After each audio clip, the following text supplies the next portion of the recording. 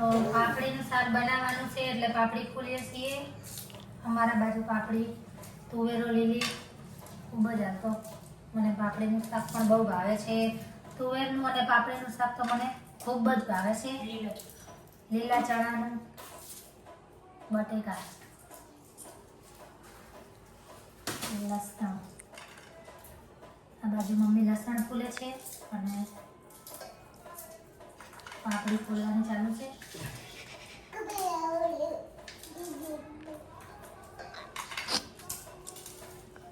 કોને પાપડીનું શાક બહુ ભાવે છે તે કોમેન્ટ કરજો. શું ખાવું હોય તાર? શું ખાવું હોય?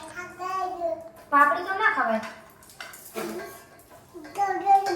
ફોલાવજે મમ્મી, ફોલાવજે પાપડી. ફોલાય મમ્મી, મોડું થયું નહીં. ફોલાવજે, ફોલાય ને.